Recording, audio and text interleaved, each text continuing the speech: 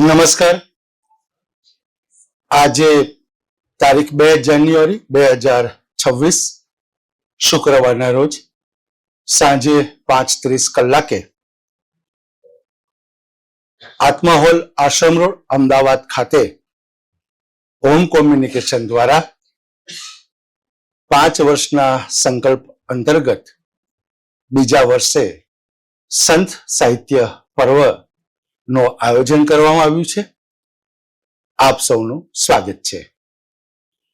આજે સંત ભાણ સાહેબ વિશે માન્ય શ્રી મહેશ કુમાર મકવાણા સાહેબ અને સંત મોરાર સાહેબ વિશે માન્ય શ્રી નાથાલાલ ગોહિલ સાહેબ વક્તવ્ય આપશે. બંને વક્તાઓને વિનંતી કે મંચ ઉપર પોતાનું સ્થાન ગ્રહણ કરે. આપણે ખૂબ તાળીથી બંને વક્તાઓનું અભિવાદન કરીશું. આપનું સ્વાગત છે.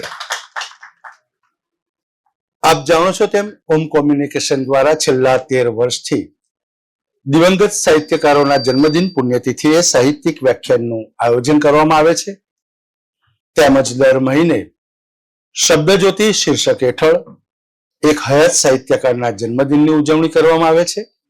સાથે સાહિત્યના વિશિષ્ટ કાર્યક્રમો જેવા કે સાહિત્ય પંચામૃત, પર્યુષણ સાહિત્ય પર્વ, સંસ્કૃત પર્વ, ગુજરાતી આત્મકથાના 150 વર્ષની ઉજવણી, પુસ્તક પરિચય અને શબ્દ સંપદા જેવા કાર્યક્રમોનું આયોજન થાય છે. સંત સાહિત્ય પર્વના આયોજન પાછળનો મુખ્ય હેતુ એ કે ગુજરાતી ભાષાના જે સંતો છે એમના જીવન કવનનો પરિચય માત્ર એમના જ સમુદાય પૂરતો ના રહે અને તમામ ગુજરાતી ભાષાના ભાવકો સુધી એ સંતોનો પરિચય થાય એ મુખ્ય હેતુથી આ પ્રકારના સંત સાહિત્ય પર્વનું આયોજન કરવામાં આવે છે. સૌપ્રથમ આપણે વક્તાઓનું સ્વાગત કરીશું. માન્ય શ્રી શ્રીમાળી સાહેબને વિનંતી, આપ આવો અને મહેશ કુમાર મકવાણા સાહેબનું સ્વાગત કરો. માન્ય શ્રી હર્ષદભાઈ ત્રિવેદી સાહેબને વિનંતી, આપ આવો અને ડોક્ટર નાથાલાલ ગોહિલ સાહેબનું સ્વાગત કરો.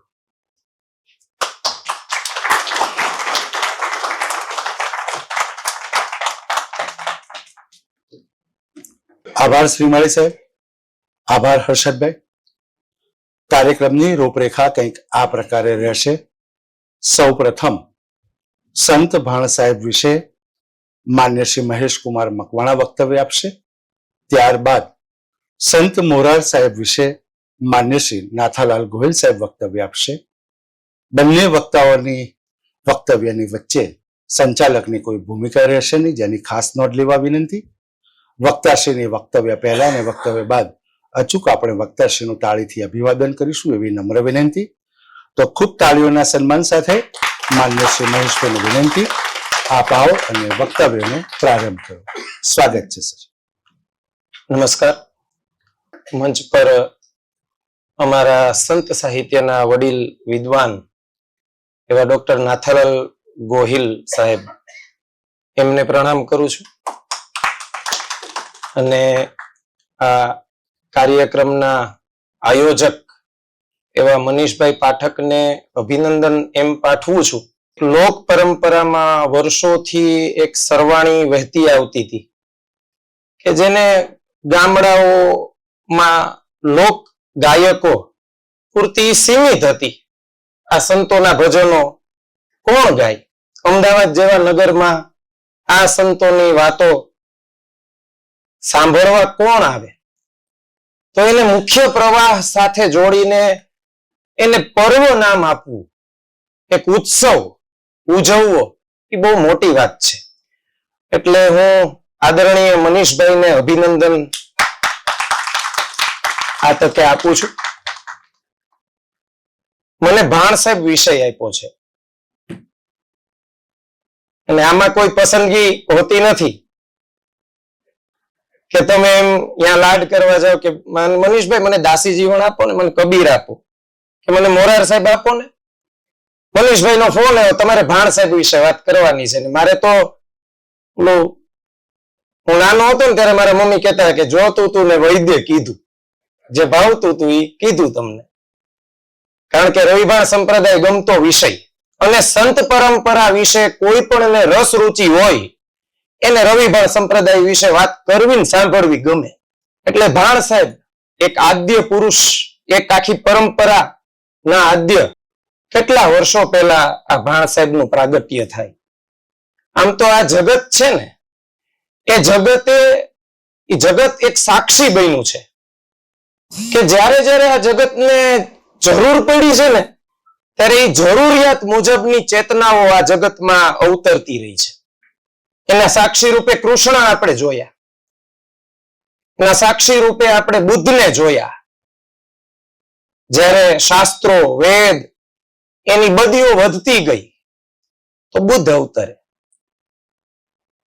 પછી બુદ્ધના વિચારો જીર્ણ ક્ષીણ થાય તો પછી કબીર જેવા આવે કે લોક પરંપરામાં બુદ્ધની શાસ્ત્રોની બધી વાણી એને સરળ રીતે વહાવે. તો એ કબીર જેવી ચેતનાઓ આ દેશે જોઈ છે.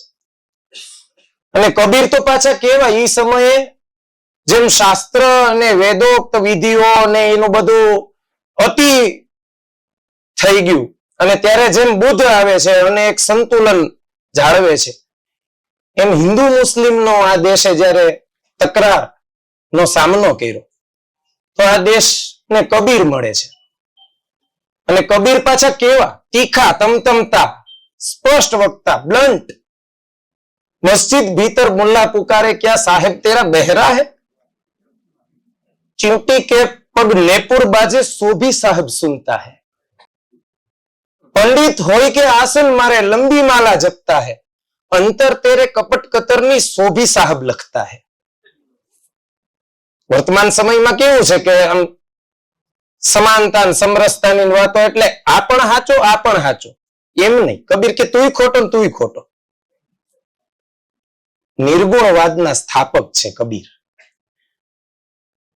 1518 કબીર વિદાય લે છે અને એ પછીનો 180 વર્ષનો સમયગાળો અને 180 વર્ષ પછી 1698 ભાણ સાહેબનો જન્મ થાય છે કિનખિલોડ ગામે ચરોતરમાં. આ 180 વર્ષના સમયગાળામાં તમે જુઓ તો દાદુ અને શીખ ગુરુઓએ કબીરના વિચારને વહેતો રાખ્યો છે આ દેશમાં. સૌથી વધારે કબીરના વિચારને આ બે પંથે વહેતો રાખ્યો. ગુરુ ગ્રંથ સાહેબમાં કબીર સાહેબની વાણીને સંગ્રહિત કરી અને દાદુ પરંપરાના જે શિક્ષિત સંતો હતા સુંદરદાસ ને એ બધા, તો એને પણ કબીરની વાણીને વહેતી રાખી. એટલે 180 વર્ષ પછી કિનખિલોડ ગામમાં, આમ તો મૂળ વારાહીના વતની, પાટણનું વઢિયાર પંથકનું વારાહી, અને વારાહીનું એક કુટુંબ કલ્યાણજી ઠક્કર અને અંબાબાઈ અને એ લોહાણા કુટુંબમાં ભાણ સાહેબનો જન્મ. કિનખિલોડ વેપાર અર્થે કિનખિલોડ આવેલા ચરોતરનો, અને ત્યાં એમનો જન્મ થાય છે ભાણ સાહેબનો. અને દરેક મોટી જે ચેતનાઓ એના જન્મ સાથેની જે કથાઓ છે ને એ બહુ રસપ્રદ હોય. એ કથાઓને સામાન્ય લોકો ચમત્કાર સાથે જોડે, પરચા સાથે જોડે. ઇતિહાસના વિદ્વાનો કે તર્કશાસ્ત્રના વિદ્વાનો એમાં નકાર ભણે, એમાંથી પછી વિવાદ થાય, એમાંથી પછી સંશોધનના પ્રશ્નો ઉભા થાય.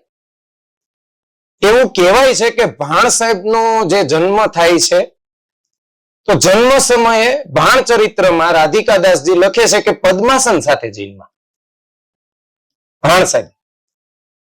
અને જન્મતા વેત એ જયારે મુખ ખોલે છે તો મુખમાં બે દાંત છે. મેં વાત કરી ને કે આ ચેતનાઓ બધી છે એના જન્મની સાથે આવી બધી કથાઓ જોડાયેલી હોય છે. કૃષ્ણના મુખમાં આખા બ્રહ્માંડનું દર્શન એ કથા છે. લાઓત્સે જ્યારે જન્મે છે ત્યારે એમ કહેવાય છે કે 80 વર્ષના વૃદ્ધ છે, મુખ પર કરચલી છે, વાળ સફેદ છે. બુદ્ધ વિશે એવું કહેવાય છે કે બુદ્ધ ના માતા છે એના પિયરમાં પ્રસૂતિ કરવા જતા હતા અને રસ્તામાં એક વૃક્ષની નીચે ઉભા છે ને ઉભા જ એને પ્રસૂતિ થાય છે અને બુદ્ધ છે એ જન્મતા વેત ચાલે છે. આ પણ એક કથા મળે છે. અષ્ટાવક્ર વિશેની એક કથા મળે છે. એ તો બ્રાહ્મણનું સંતાન, ઘરે વેદપાઠનું વાતાવરણ. રોજ સાંજે એના પિતા છે એ વેદપાઠ કરવા બેસે, એના પત્નીને સંભળાવે, ગર્ભમાં અષ્ટાવક્ર છે અને એક દિવસ ગર્ભમાંથી અવાજ આવે છે કે આ બધું નકામું છે, વ્યર્થ છે, મિથ્યા છે, વેદ ને આ શાસ્ત્રો ને બધું. એના બ્રાહ્મણ પિતા, વેદના જાણકાર, એને ગુસ્સો આવે છે, અભિશાપ આપે છે કે ગર્ભમાંથી આવો અવાજ આવે છે, વેદ વિશે, શાસ્ત્રો વિશે, શાસ્ત્ર વ્યર્થ છે. જન્મશે ને એટલે 8 જગ્યાએથી વક્ર હશે, એટલે જન્મ એટલે અષ્ટાવક્ર. પણ આ બધી કથાઓ એને તમે તર્ક અને ઇતિહાસ ના કાટખૂણેથી માપવા જાઓ, જોવા જાઓ ને તો એ કથાઓ ઉકેલી નહીં શકાય. એ કથાઓને અંદરના જે આધ્યાત્મિક મર્મો છે એ મર્મ તમે એના ઉપર ફોકસ કરો, એ મર્મને ઉપર કેન્દ્રિત થાવ તો કથા આખી અલગ નીકળે. એના ભવિષ્યનું એ જન્મતાની સાથે એ કથામાંથી એક આખું પળ ઉઘડે. લાઓ ત્સે જન્મે છે 80 વર્ષના વૃદ્ધ, એનો મર્મ એ છે કે એ જ્ઞાન વૃદ્ધ છે. વાળ કે સફેદ છે, જ્ઞાન, શુદ્ધ જ્ઞાન સાથે જન્મે છે, પુખ્ત છે, જ્ઞાન વૃદ્ધ છે. એવી જ રીતે અષ્ટાવક્ર, તો એ પણ ગર્ભમાં જ જ્ઞાન સાથે જન્મે છે. એના મર્મ તમે ઉગાડો. ભાણસેબ છે એની કથા એવું કે પદ્માસન સાથે જન્મ. પદ્માસન એટલે એ જેની એ બાળક, તબીબી વિજ્ઞાન ની નજરે જુઓ તો આ વાત તો ખોટી પડે ને. કોઈ બાળક થોડું કઈ પદ્માસન સાથે જન્મે, વાત જ ખોટી સાબિત થઈ. પણ એ દેહની અંદર જે સૂક્ષ્મ દેહ છે, એ આત્મા છે, એ પદ્માસન સાથે જન્મવું છે. સાધનાની નિરંતરતાનું પ્રતીક છે આ. આત્મા તો નિત્ય નૂતન છે, દેહ છે એ બદલે છે. આત્મા એ સ્થિર છે, સ્થિરતાનું પ્રતીક છે. પદ્માસન સાથે જન્મે છે. એને જન્મતા એક દાંત છે. હવે દાંત એટલે કોઈ પણ બાળક છે ને સીધા દાંત તો નથી આવી જતા, પણ દાંત એટલે એ કોઈ પણ કઠોર ખોરાક ચાવવા સક્ષમ છે, કોઈ પણ ખોરાકને ગ્રહણ કરવા સક્ષમ છે. ભાણસાહેબમાં એ પ્રતીક રૂપક એમ છે કે કોઈ પણ આધ્યાત્મિક ગૂઢ રહસ્યો ના કઠોરમાં કઠોર સત્યને એ પચાવવા અને ઉપદેશ આપવા માટે ભાણસાહેબ સક્ષમ છે. આ કથા આ બધી મેટાફર રિપ્રેઝન્ટેશન છે. તમે જુઓ કે ઈ જન્મની સાથે એને દાંત હોય ને પછી ગામના લોકો તો તોફાન કરે છે. ભાણપરચરીમાં રવિ સાહેબ કહે છે કે કોઈ એમ કહે છે કે આ બાળકને દાટી દો, કોઈ એમ કહે છે આ બાળકને મારી નાખો, આને અહીંથી કાઢો, આ તો કોઈ જમદૂત છે, એવા શબ્દો વાપર્યા છે ભાણપરચરીમાં રવિ સાહેબે કે આ તો રાક્ષસ છે, આને કાઢો. પણ આ કથાના મર્મ એ બાંધી મુઠ્ઠીમાં રાખતા હોય છે સંતો, અને તો જ મજા છે ને.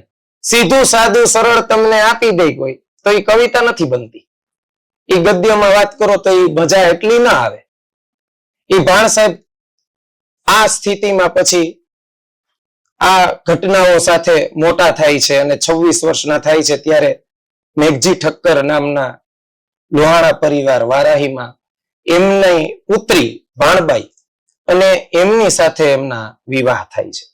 અને પછી એક આખો ભાણસાહેબના જીવનમાં વળાંક આવે છે. મોટા ભાગના સંતો છે તો એની સાથે એના ગુરુ ની શોધની કથાઓ હોય છે કે એને પછી તલસાટ જાગ્યો, અંદરમાં વિરહની અગ્નિ જાગી અને આમ વૈરાગ્ય જાગ્યો અને વૈરાગ્યમાં ગુરુની શોધમાં નીકળી પડે છે. એવી કથાઓ બધા સંત ચરિત્રોમાં આપણને જોવા મળે.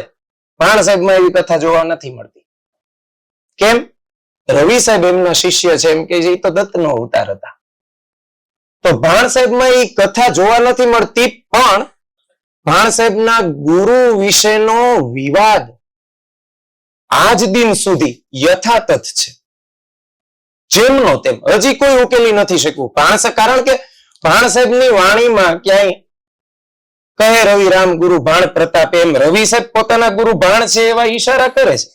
દાસી જીવન સત ભીમના ચરણે, એમ દાસી જીવન એમ કહી દે કે મારા ગુરુ ભીમ સાહેબ છે. કહે ત્રિકમ સત ખીમના ચરણે, ખીમ સાહેબ ત્રિકમ સાહેબ કહી દે કે મારા ગુરુ ખીમ છે. ભાણ સાહેબ તો ક્યાંય એવી વાત કરતા જ નથી કે એના ગુરુ કોણ છે. રામ નામ સબ કોઈ જપે ઠગ ઠાકુર ઓર ચોર, પણ જે નામે લુવાણો ભાણો તર્યો એ નામ તો કછું ઓર. રાધિકાદાસજી ભાણ ચરિત્રમાં કહે છે એમ ભણે લુવાણો ભાણો. આવા એના ભજનના અંતે આવી પંક્તિઓ આપણને વાંચવા મળે. ક્યાંય એને ઈશારો નથી કર્યો. પણ રવિ સાહેબ એટલે આમાં છે ને પરંપરા, ઇતિહાસ અને અધ્યાત્મ આ ત્રણેયને ભેગા કરીને આપણે કંઈક વિમર્શ કરીએ ને તો જ આમાં એના ગુરુ વિશેનો ભેદ ઉકેલાય એમ છે. હવે પરંપરા એટલે રવિ સાહેબ એમ કહે છે એની ચિંતામણીમાં અને બારમાસીમાં કે એમના ગુરુ સષ્ટમ સાહેબ હતા.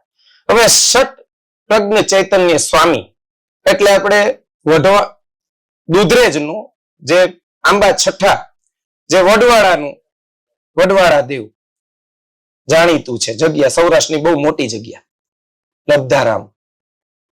રવિ સાહેબ એમ કહે છે કે લબ્ધારામના જે ગુરુ છે એ જ ભાણ સાહેબના ગુરુ, લબ્ધારામ ને ભાણ સાહેબ બે ગુરુભાઈ છે.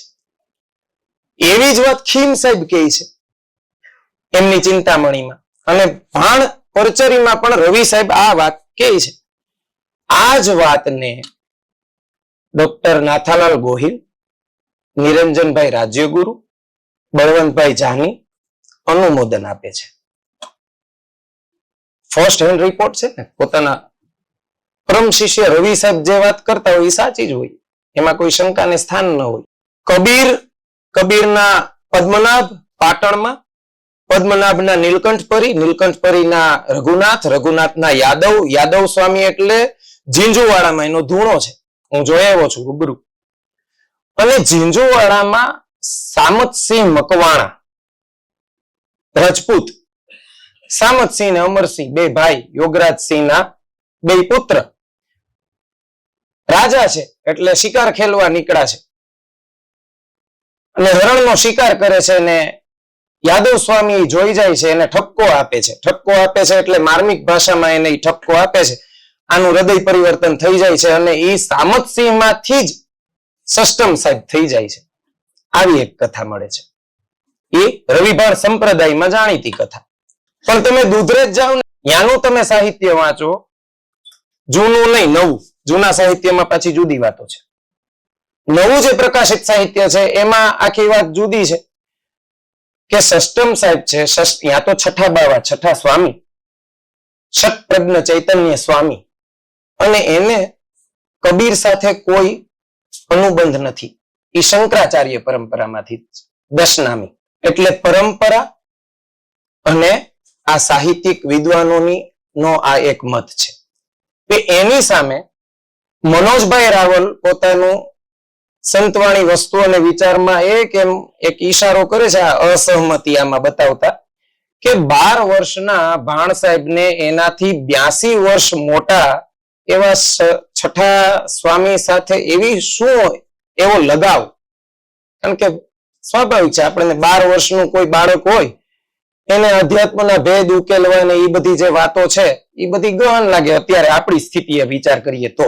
મનોજભાઈ એમ કહે છે કે એ બધો હનુમાનનો વિષય છે, પણ એ વાતને એક આખા પુસ્તક તરીકે લઈને આવે છે નરોત્તમભાઈ પલાણ. એક આખો ઐતિહાસિક દ્રષ્ટિકોણ. 3 વખત તો એ વ્રજમંડળમાં કદમખંડી નામની જગ્યા ગોતી આવે છે અને 3 યાત્રાઓ કરે છે ભાણ સાહેબના ગુરુને શોધવા માટે. અને પછી એમ કહે છે કે ધરાર તમે કબીરના પદ્મનાભ ને સાથે આ પરંપરાને ન જોડો, કારણ કે નીલકંઠપરીનો અને આ પદ્મનાભનો એ બેયના સમયનો તાલમેલ મળતો નથી. આ બે વસ્તુ, ઇતિહાસ અને પરંપરા, મને એમ લાગે છે કે એને આધ્યાત્મિક રીતે જુઓ તો ભાણ પરચરીમાં એવું તો મળે જ છે જોવા કે ભાણ સાહેબના લગ્ન થાય છે એટલે ભાણ સાહેબના પત્ની ને ઉપદેશ આપે છે લબ્ધારામ. લબ્ધારામ એ લગ્નમાં હાજર છે. લબ્ધારામ એટલે છઠ્ઠા સ્વામીના શિષ્ય. ભૂત સૌરા મંડપમાં જયારે ભાણ સાહેબ જાય છે તો ભાણ પરચરી એમ કહે છે કે ભૂત સૌરા મંડપ માંથી પરત આવતા ભાણ સાહેબ દુધરેજ રોકાય છે. છઠ્ઠા સ્વામીની ચાદર વિધિમાં પણ એ હાજર છે. પણ આને આધ્યાત્મિક પાસાથી એમ તપાસીએ કે કોઈ પણ એવી ચેતના, કોઈ પણ એવા સંત, તમે એનું આધ્યાત્મિક કદ જુઓ ને. જો એના ગુરુ વિશે આટલા વર્ષોથી વિવાદ ચાલતો હોય, કોઈ દુધરેજ સાથે જોડતું હોય કે નરોત્તમભાઈ પલાણ જેવા એને કદમખંડી સાથે જોડતા હોય કે સાહિત્યિક પરંપરા આખી જુદી વાત કરતી હોય, તો એ ચેતનાનું આધ્યાત્મિક કદ કેટલું વિશાળ હશે કે આખી પરંપરા એને ક્યાંય સંપૂર્ણ રીતે સમાવી નથી શકતી. મને એમ લાગે છે કે એમનું આધ્યાત્મિક કદ તમે જોઈએ, એને ક્યાંય દાવો નથી કર્યો કે મારા ગુરુ આ અને મારા ગુરુની ગાદી આ અને એ ગાદી વેલ એસ્ટાબ્લિશ્ડ ગાદીમાં હું બેસી જાઉં ને મહંત બની જાઉં. અને જો ભાણ સાહેબ મહંત બની ગયા હોત ને તો રવિ ભાણ સંપ્રદાય આપણને મળ્યો જ ન હોત. કારણ કે ગાદી પર બેઠેલા મહંતનું માન અને સંતની ચેતના એ આખી બે જુદી ભૂમિકાએ છે. આપણને રવિભાણ સંપ્રદાય, રવિભાણ પરંપરા આખી મળે છે. એ કેમ મળે છે કે ભાણ સાહેબે ભ્રમણ સ્વીકાર્યું, વિચરણ સ્વીકાર્યું. એ ફર્યા કચ્છ, સૌરાષ્ટ્ર, ગુજરાતમાં એ ફર્યા. ફરી ફરીને એને લોક કલ્યાણ અર્થે ઉપદેશો આપ્યા, લોકોને જગાડ્યા, એક આખી પરંપરા આપી. એના શિષ્યો પણ કેટલા બધા.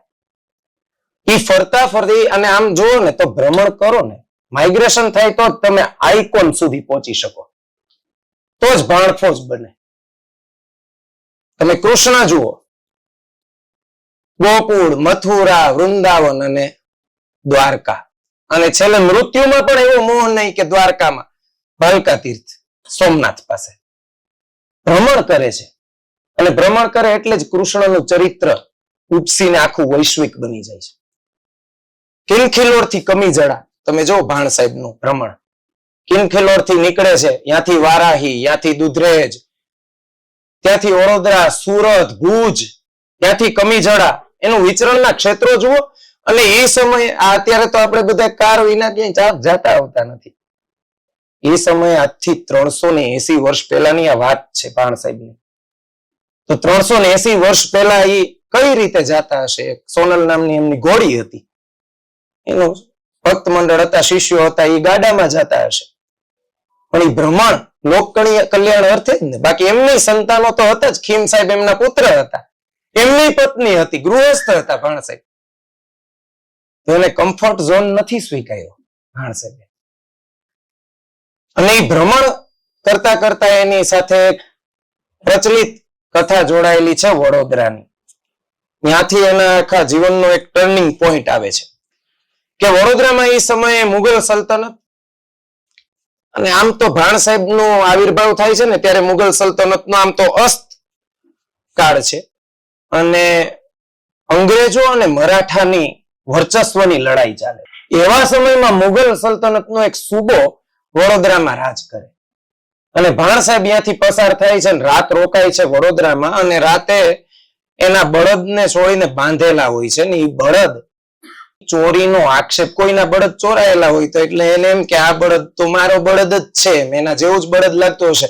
અને આ ચોરીનો આરોપ ભાણ સાહેબ ઉપર આવે છે, અને સુબા સુધી આ વાત પહોંચે છે. સુબાએ ભાણ સાહેબને જેલમાં પૂરી દીધા. સંતો સાથે આ કથા જોડાયેલી છે કે એને જેલમાં પૂરી દઈ.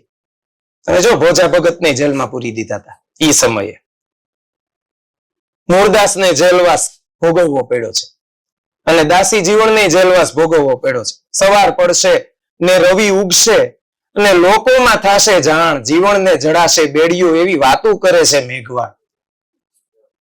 દાસી જીવન એમ કહે છે, ભામ રાખતા ભેળું થયું નહીં અને ભા કુંભાને થઈ છે. એટલે ઈ દાસી જીવન ભેર જેલવાસ ભોગવો, એટલે આ જેલ વાસી સંતોએ ભોગવવા પડ્યા છે. એવું નહીં કે સંત બની ગયા એટલે બધું સારું સારું જતું, એના સંઘર્ષો જુદા પ્રકારના હોય છે. ભાણ સાહેબને જેલમાં પૂરી દે છે અને કનડગત ચાલુ થાય છે જેલની અંદર. અને ભાણ સાહેબ જેલની અંદર એક આ બધા સંતો છે ને એ કવિતા ન લખતા હો, વાણી હતી. સ્ફુરે, કોઈ ઘટના ઘટે ને એટલે એ વાણી સ્ફુરે, આર્તનાદ, અને એટલે જ આપણે એને આરાધ કહીએ છીએ. એટલે ભાણ સાહેબ ભજન ગાય છે, અસુરાને મન દયા આણો, એમ ભણે લુવાણો ભાણો. તમે જો ગામડાના લોકો માટે આજથી 200-300 વર્ષ પહેલા આપણા જે વડીલો છે એ કઈ બુદ્ધને નતા ઓળખતા. એને ખબર નથી બિચારાને બુદ્ધ કોણ થઈ ગયા. એને ખબર હતી કે કબીર છે કોઈક. એને ખબર છે કે કોઈક ભાણ છે. એને ખબર છે કોઈક દાસી જીવન છે. આજથી 50, 100, 150 વર્ષ પહેલા આપણા વડીલોને એના તો બુદ્ધ જ ભાણ. કારણ કે અસુરાને મારી નથી નાખવાનો. એની વાણી જો અસુરાને મન દયા આણો, એમ ભણે લુવાણો ભાણો. અસુરાને મારવાનો નથી, એનો નાશ નથી કરવાનો, એને મનમાં દયા લાવો. અસુરાને મન દયા આણો, એમ ભણે લુવાણો ભાણો. અને એમ કહેવાય છે, મેં હમણાં વાત કરી કે બધી રૂપક કથાઓ પણ હોય, શક્યતાઓ તો બધી છે. એમ કહેવાય છે કે રાત્રે ઈ બંદીખાનાના બંધનો બધા તૂટી ગયા. બાંધેલી સાંકળો તૂટી ગઈ, તાળા તૂટી ગયા. એટલે જે સૂરો હતો ને એના અહંકારના તાળા તૂટ્યા, એની માન્યતાઓના તાળા તૂટ્યા. આ બધી એના મર્મને પકડીએ તો આ સંત કથાઓ ઉકેલાય, સંતના પરચાઓ ઉકેલાય. પછી તો સવાર પડ્યું ભાણ સાહેબને જોડાને બધી જગ્યાએ ભાણ સાહેબને બંદી છોડનું બિરુદ મળ્યું, જે કબીર પાસે હતું, બંદી છોડ. અને પછી તો ભાણ સાહેબ એ રીતે જાણીતા થઈ ગયા, ભાણ સાહેબ બંદી છોડ છે. વડોદરાના સુબાએ એને જેલમાં પૂર્યા અને સાંકળો તૂટી ગઈ. આ બધી કથાઓ વહેતી થાય છે. અને એવામાં ભુજનો સૌરો મંડપ, રાદેશળ કચ્છના રાજા, એ સમયે રાદેશળ કચ્છના રાજા ને અહીંયા રાજ કરે, એનો દીકરો રા લખપત. એને એમ વિચાર એવો કે હું એક મોટો મહોત્સવ કરું ને, અને એ સાધુ સંતો મને આશીર્વાદ આપે અને મારું કલ્યાણ થાય.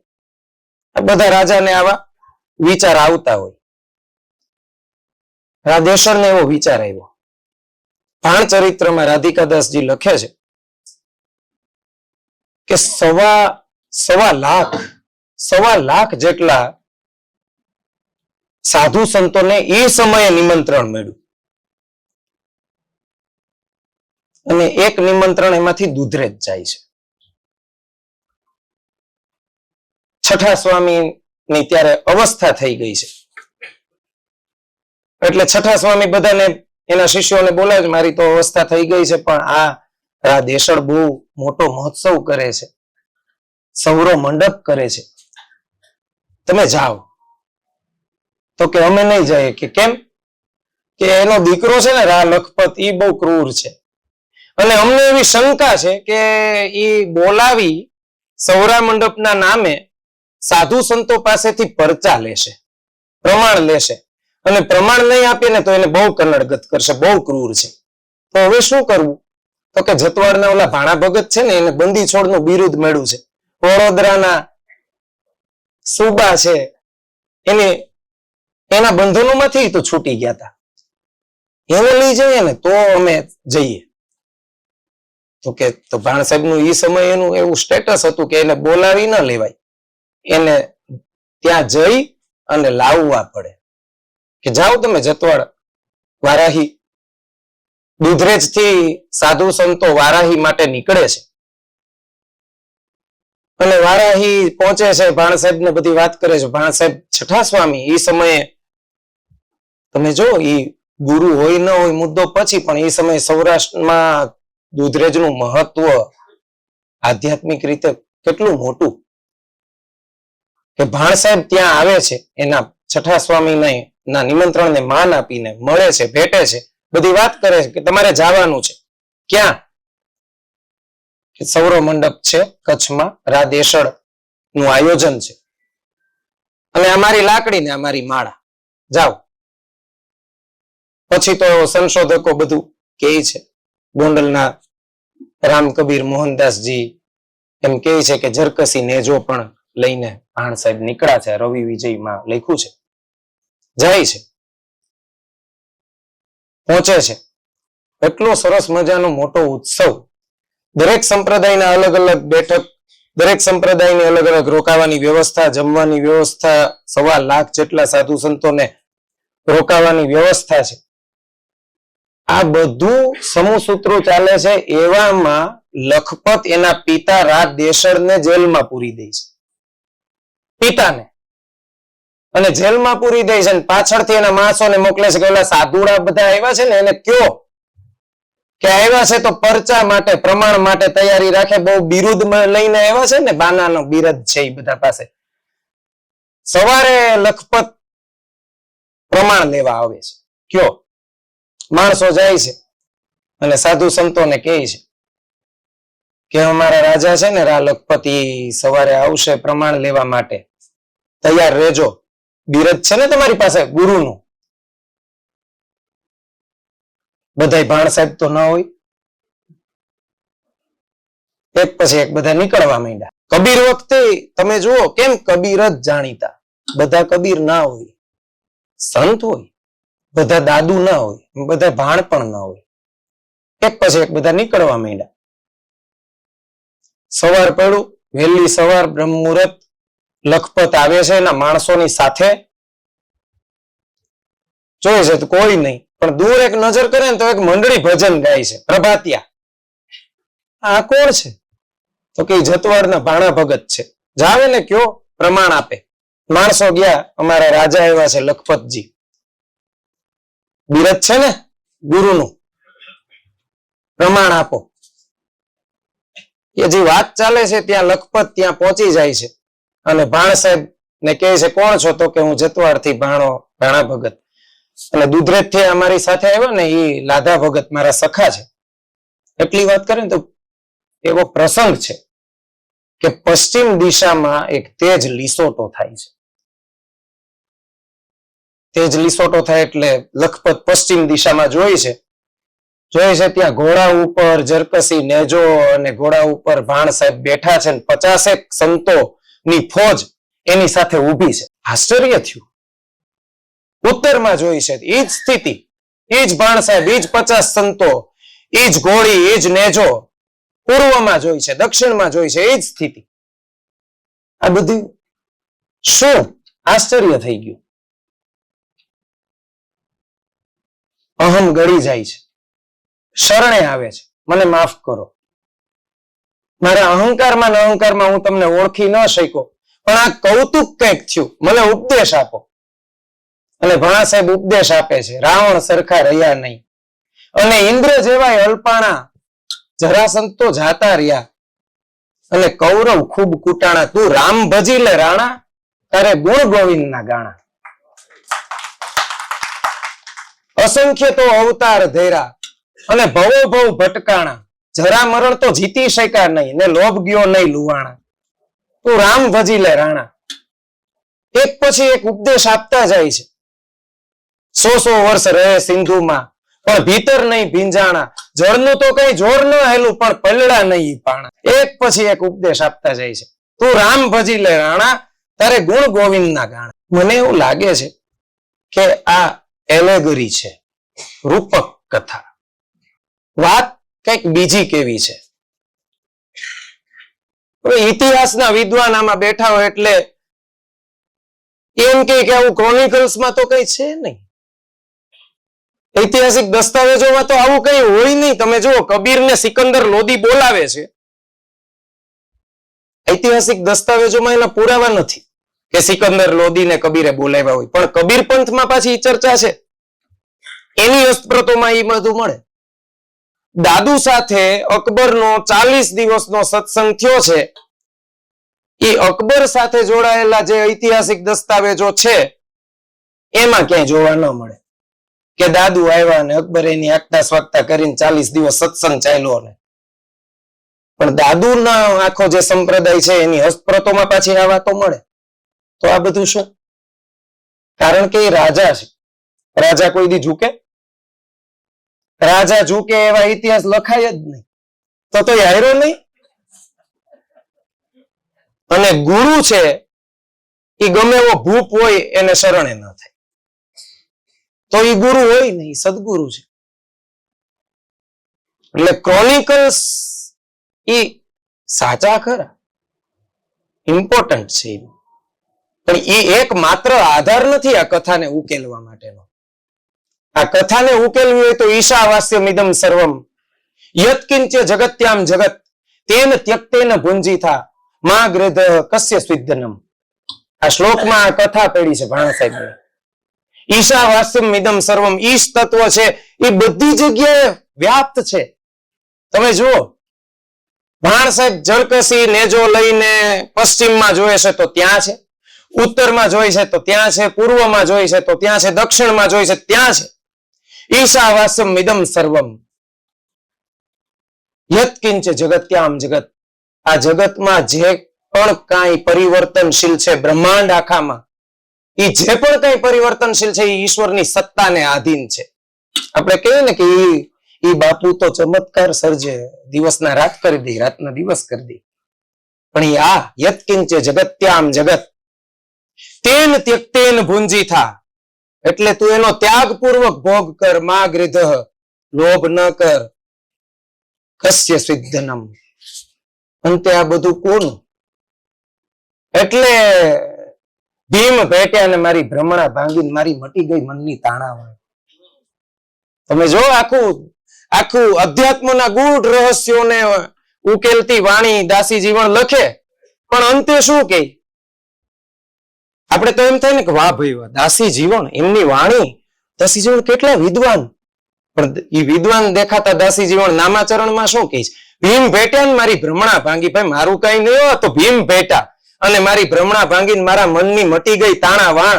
દાસી જીવન સત ભીમના ચરણે આ તો પ્યાલો પાયાના ભ્રમણા. કહે રવિ રામ ગુરુ ભાણના પ્રતાપે, મા ગ્રધ લોભ ન કર. નાનક સાથે કથા જોડાયેલી છે ને. પંજાબમાં નાનક અનાજના કોઠારમાં નોકરી કરતા હતા, અનાજ જોખવાનું. ત્રાજવા લઈને બેસે તો નાનક હતા, નાખતા જાય અનાજ અને ગણતા જાય 1 2 3 4 એમ કરતા કરતા 10 11 12 13. હવે 13 આવે એટલે નાનક તલ્લીન થઈ જાય. ક્રિયા ચાલુ રહી છે અનાજ આપવાની. 13 13 13. લોકોએ ફરિયાદ કરી નવાબને, તમે જેને નોકરીએ રાખ્યો ને એ લૂંટાવી દેશે હો રાજ. અનાજ આપે છે 13 13 કરીને, કોઠાર ખાલી કરશે. ગણતરી કરતા અનાજ ખૂટું તો નહીં હતું, એનાથી વધી ગયું. મા ગૃધ, લોભ ગયો નહીં લુવાણા. દાસી જીવનનો પ્રસંગ છે ને કે આડસર આમ નાખતા હતા ઘર માટે, અને એક હાથ કે ટૂંકું છે આડસર, એવું ફેરવીને મૂકો. ફેરવીને મૂક્યું તો એક હાથ લાંબુ થઈ ગયું. આજે ઘોઘાવદરમાં ઈ ઘર છે, એક હાથ બહાર નીકળેલું આડસર છે. 13. આ બધી સંતોની વાણી છે, અદ્ભુત છે. ભાણ સાહેબ મેં કીધું ને કે આ બધી કથાઓને તમે ઇતિહાસના માપદંડથી ન તપાસી શકો. એ ક્રોનિકલ્સમાં નહીં મળે. એમાં એકમાત્ર એવિડન્સ આધાર તરીકે તમે નહીં લઈ શકો. કારણ કે આધ્યાત્મિક જગત, આધ્યાત્મિક પાસું અને એ આખી વાત અલગ છે. એને આધ્યાત્મિક મર્મના પણ એક પછી એક ઉગાડીને તમારે એને પકડવી પડે, આ બધા આધ્યાત્મિક મર્મોને. નહીતર તમે ઇતિહાસના જાણકાર એમ કે આવું હતું જ નહીં, કે આવી કથા મળતી નથી, અમે તો ગોતી ગોતીને થાકી ગયા. એવું કેટલું ઇતિહાસના ગ્રંથો કેટલા બધા પીએચડી થઈ જાય છે, પણ આમાં ક્યાંય ભાણ સાહેબ દેશળ કે રા લખપત ને આવો પરચો આપ્યો એવું તો ક્યાંય ઐતિહાસિક ગ્રંથોમાં આપણે જોયું નહીં.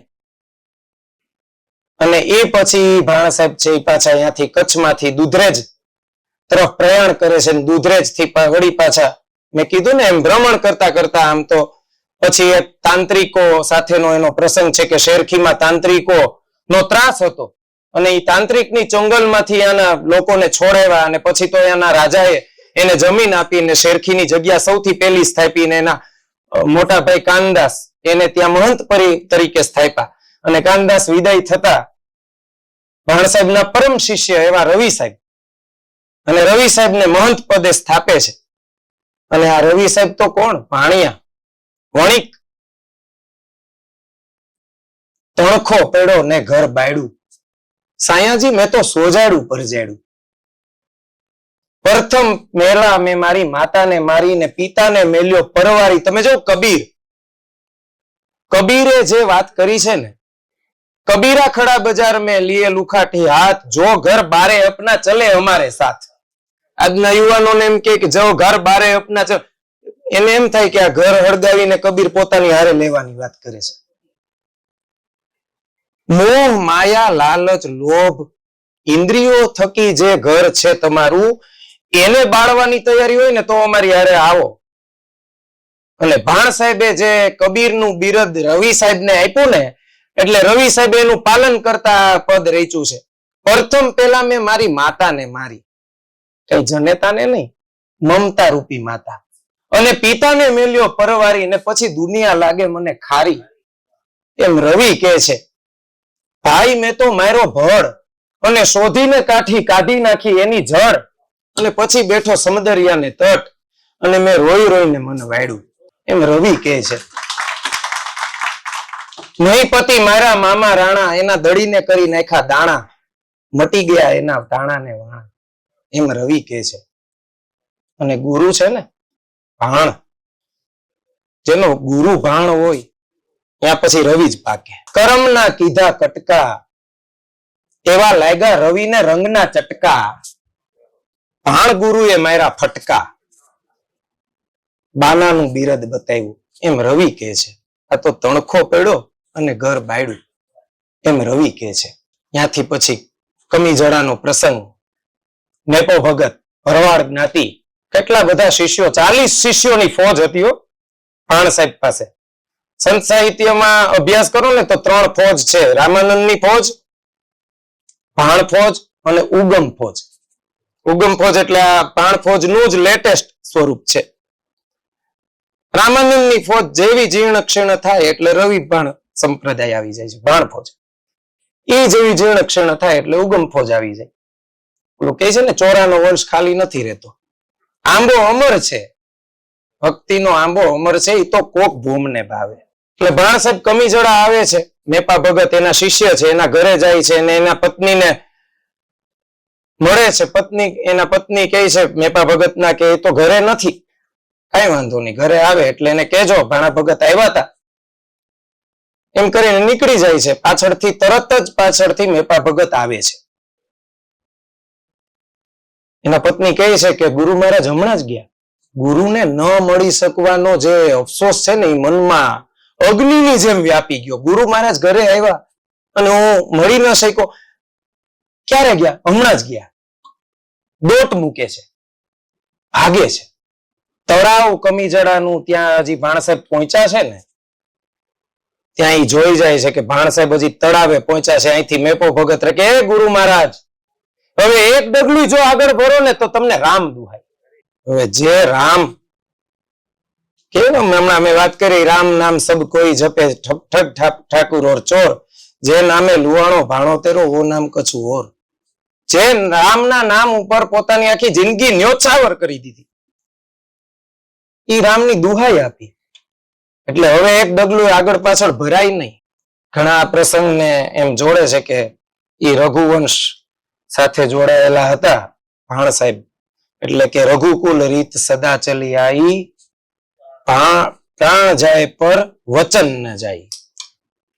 મને એમ લાગે છે કે સંત માત્ર રઘુકુળ નો જ હોય. મેં જોઉં ને મોરાર સાહેબ 12 મહિના મોતને પાછું ઠેલી દે. મેં જો રવિ સાહેબ મોરાર સાહેબ ને વચન આપ્યું છે કે દેહ છોડીશ તો તારી પાસે રહીશ. અને ખબર પડી જાય છે કે હવે દેહ છૂટવાનો સમય આવ્યો ને, રવાના થાય છે ખંભાલીડા તરફ શેરખીથી. વાંકાનેર પહોંચતા એના શિષ્યને ત્યાં દેહ છૂટી જાય છે. પછી પાલખીમાં લઈ આવે છે અને મોરાર સાહેબને ત્યાં એને સમાધિ આપવામાં આવે છે. એવી જ રીતે ત્રિકમ સાહેબ વચન માંગી લીધું ખીમ સાહેબ પાસેથી, મને તમારા શરણોમાં રાખજો મર્યા પછી પણ. ખીમ સાહેબ બધાને ભલામણ કરતા જઈશ કે જો ભાઈ હું જાઉં ને એટલે મારી સમાધિએ જો 1 શ્રીફળ ચડે, ત્રિકમમાં 2. સામાજિક સમરસતાના મુદ્દાઓ આમાં પડ્યા છે. એટલે સંત માત્ર રઘુવંશી હોય. એટલે ભાણ સાહેબ છે અને એ ભજન ગાય છે, હંસો હાલવાને લાગ્યો, આ તો કાયાનો ગઢ ભાંગ્યો. સમાધિ લઈ છે જીવતા અને સોનલ અને કનક નામની, સોનલ નામની એક ઘોડી અને કનક નામની એની કૂતરી, આજે પણ એના પણ ત્યાં સમાધિ છે ભાણ સાહેબની સાથે કમીજડામાં. આ ભાણ સાહેબની જે વાણી છે ને, 17 જ વાણી છે, આદ્ય પુરુષ છે. એટલે રવિભાણ સંપ્રદાયનું અઢળક સાહિત્ય છે ને, હજારો વાણી છે. રવિ સાહેબની, મોરાર સાહેબની, ખીમ સાહેબની, ત્રિકમ સાહેબ, ભીમ સાહેબ, દાસી જીવન. જુઓ તો ખરી રવિભાણ સંપ્રદાયના 1 થી 1 ચડિયાતા તેજસ્વી સંતો. પણ એની જેટલી વાણી છે ને, એ આ 17 ભાણ સાહેબની 17 વાણીનો જ વિસ્તાર છે. બોલીને છૂટી નથી જવાતું, એના પછી પુરાવા આપવા પડે. કઈ રીતે? ભાણ કે ભટકીશમાં મથી જો ને માય. કબીર સાહેબ કહે છે, સાધક સિધક કછુએ ન સાધે એસી માયા કી હે લટક, તીરથ ભરત જો કછુ કરના હોતો હે મરના ભટક. રામ રસ પ્યાલા હે ભરપૂર પીઓ કોઈ ઘટક ઘટક ઘટક.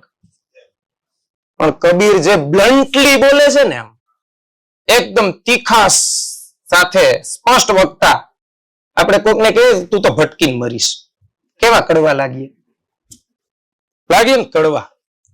ભાઈ તું ભટકીને મરવાનો. ભાણ સાહેબ તો પોલાઇટલી, એકદમ સ્નેહપૂર્ણ, માતૃવત.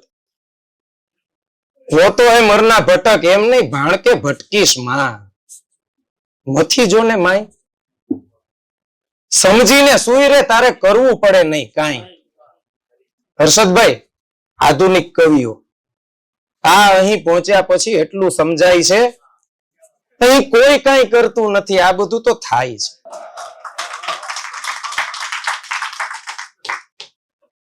કરવું પડે નહીં કાંઈ.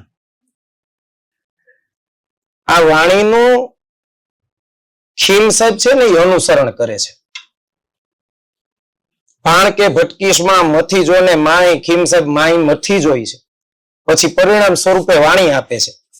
આ કાયામાં પ્રગટ ગંગા, તમે સીધ ફેરો પંથ પાડા. ભટકીશમાં એ ગંગામાં તમે અખંડ નાઈ લ્યો, તમે મતનાવ નદીયું નાળા. આ દિલ અંદર બુદ્ધિ સમંદર ચલત નાવ ચોધારા, ઈ નાવમાં હીરા માણેક છે, એને ખોજે કોઈ ખોજણહારા. સંતો ફેરો નામની માણા. અનુસરણ છે. ભાણ સાહેબની વાણી છે, તમે કુળ કાયાના કાઢો, તમે વિખ્યાના રૂખડા વાઢો, વીરા આવ્યો અષાઢો. ગુરુ મળે ને એટલે એ અષાઢ આવ્યો કહેવાય. હવે ગુરુ મળ્યા, હવે તો કુળ કાયામાંથી કાઢો. કુળ, કપટ, લોભ, લાલચ, તમે કુળ કાયાના કાઢો. આ દેહની અંદર ખેતી કરવાની વાત કરે છે ભાણ સાહેબ. એટલે મોરાર સાહેબ અહીંયા પણ ભાણ સાહેબ નું જ અનુસંધાન, એમની જ વાણીનું અનુસરણ કરે છે. ધરતી તપાસી ધરા કેળાવો, કામના કુંડા કઢાવો, નિજ નામના બીજ મંગાવી એને વિગતેથી વવરાવો. આંબો અમર છે સંતો કોક ભોમને ભાવે. દાસી જીવન જયારે મૂંઝવણ વ્યક્ત કરે કે ગુરુ મહારાજ ભગવાન મળતા નથી, તમે તો કહેતા હતા કે ઈશ્વર આ દેહમાં જ છે. કહો ને ગુરુજી, મારું મનડું ન માને મમતાડું, મારું દિલનું મન માને દુબજાડું. વારી વારી મનને વાળલે પૂરું તોય પાછું પતળેલ જાય છે પરબારું. પત્ર લખે છે ભીમ સાહેબ ને. ભીમ સાહેબ જવાબ આપે છે ને, એ પાછું ભાણનું જ અનુસરણ. જીવન જીવને જ્યાં ત્યાં રાખીએ, જ્યાં વાગે અનહદ તૂર. ભાણ સાહેબ કહે છે, ગગન ગરજિયા શ્રવણે સુનિયા, મેઘ જ બારે માસી, ચમકદ રામની ચમકન લાગી દેખ્યા એક ઉદાસી, મેરે સદગુરુ પ્રેમ જ્યોત પ્રકાશી. જીવન જીવને ત્યાં રાખીએ જ્યાં વાગે અનહદ તૂર, ગગન ગરજિયા શ્રવણે સુનિયા, મેઘ જ બારે માસી. ભીમ સાહેબ કહે છે, જળહળ જળહળ જ્યોત જલત હે, અને વર્ષે નિર્મળ નૂર. એટલે ભાણ સાહેબ કહે છે, ચમકદામિની ચમકન લાગી દેખ્યા એક ઉદાસી, પ્રેમ જ્યોત પ્રકાશી. અનુસરણ ભાણ સાહેબ નું જ છે. 17 વાણી, એ 17 વાણીનો જ વિસ્તાર છે રવિભાણ સંપ્રદાયનું આખું સાહિત્ય. માત્ર 17 વાણીનો વિસ્તાર. અને એની એક આ સાખી જે છે ને, ભાણ કે ભટકીશમાં, મને તો એમ લાગે એ આખા શાસ્ત્રનો કાં તો સાર છે અને કાં તો એમાંથી એક આખું શાસ્ત્ર ઊભું થઈ શકે. ભાણ કે ભટકીશમાં નથી જોને માય, સમજીને સુઈ રે તારે કરવું પડે નહીં કાંઈ. શું મથવાનું, શું કરવાનું શું? ભાણ સાહેબ એનો જવાબ આપે છે હો એની એક વાણીમાં. મહી વલોયા માખણ પાયા અને ધ્રત તણી ગમ આસી, ચાર સખી મિલ ભયા વલોણા અમર લોક કે વાસી. મર્મ તો ગ્રહણ કરવો પડે ને. મહી વલોયા માખણ પાયા ધ્રત તણી ગમ આસી. શરીર અને મન એનું મંથન થાય ને એટલે આત્મા રૂપી માખણ પ્રાપ્ત થાય. અને આત્મા રૂપી માખણ પ્રાપ્ત થાય. માખણને તપાવો ને તો ઘી પ્રાપ્ત થાય. સીધું આમ દૂધમાં હાથ નાખવાથી કોઈને માખણનો લોંદો પીંડો હાથમાં આવ્યો? ક્યારેય જોયું કે આ દૂધમાં છે? તો દૂધમાં જ ને. ઘી ક્યાંય બીજેથી તો આવતું નથી. દૂધનું મંથન કરો, એના પરિણામ સ્વરૂપે તમને ઘી મળશે. મહી વલોયા માખણ પાયા ધ્રત તણી ગમ આસી, ચાર સખી મિલ ભયા વલોણા. મન બુદ્ધિ ચિત્ત અહંકાર એનું વલોણું કરો ને. ચાર સખી મિલ ભયા વલોણા, જાગ્રત સ્વપ્ન સુષુપ્તિ તુર્યા, એમાં પરિવર્તિત થઈ જાય. એમાં પરિવર્તિત થાય એટલે અમરલોક કે વાસી, અમરલોકમાં વાસ થાય. ભાણ સાહેબ આજ વાણીના અંતમાં એમ કહે છે, ગેબ નિરંતર ગુરુમુખ બોલ્યા, દેખ્યા શ્યામ સુવાસી, સ્વપ્ન ગયા ને સાહેબ પાયા ભાણ ભયા સમાસી. ગેબ નિરંતર ગુરુમુખ. ગેબ એટલે શું? અદ્રશ્ય, કાંઈ નહીં. આપણે એમ કે ગેબી અવાજ આવ્યો, ગેબી અવાજ આવ્યો, શું? કાંઈ નહીં. અદ્રશ્ય રહસ્યમય અવાજ. ગુરુની વાણી છે ને ગૂઢાર્થ છે, રહસ્યમય. ગેબ નિરંતર ગુરુમુખ બોલ્યા, દેખ્યા શ્યામ સુવાસી. શ્યામ એટલે કૃષ્ણ એમ નહીં, પણ પરમ તત્વ આ દેહમાં છે એને મેં જોયું. કેમ? ગુરુની ગૂઢ વાણી ઉકેલી ને એટલે. ગેબ નિરંતર ગુરુમુખ બોલ્યા, દેખ્યા શ્યામ સુવાસી. આ દેહ ઘટમાં જ પરિબ્રહ્મનો વાસ છે એ મેં જોયું. અને સ્વપ્ન ગયા અને સાહેબ પાયા. સંતોએ આ જગતને સ્વપ્નવત કીધું છે. પ્રાણીયા ભજી લેને કીર્તાર, આ તો સપનું છે સંસાર. ભોજા ભગત. દાદુના શિષ્ય સુંદરદાસ એમ કહે છે કે સ્વપ્ન, એ તો સુંદરદાસે તો સ્વપ્ન પ્રબોધ ગ્રંથ નામની એક આખી રચના આપી છે. સ્વપ્ન મેં યતિ ભયા, સ્વપ્ન મેં કામી હોય. સુંદર જાગા સ્વપ્ન સે ન યતિ ન કામી કોઈ.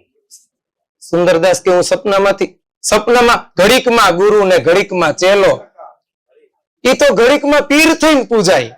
એવા દોરંગા ભેળા નવ બેસીએ, એમાં પત પોતાની જાય, પત પોતાની જાય. સુંદર જાગા સ્વપ્ન સે ન યતિ ન કામી કોઈ. સ્વપ્ન ગયા ને સાહેબ પાયા ભાણ ભયા સમાસી. હિમાલયમાંથી નીકળે ને કોઈ પણ ગંગા નદી, હિમાલયમાં તો એનું અંતિમ લક્ષ્ય શું હોય? અંતિમ લક્ષ્ય હોય દરિયાને મળવું છે.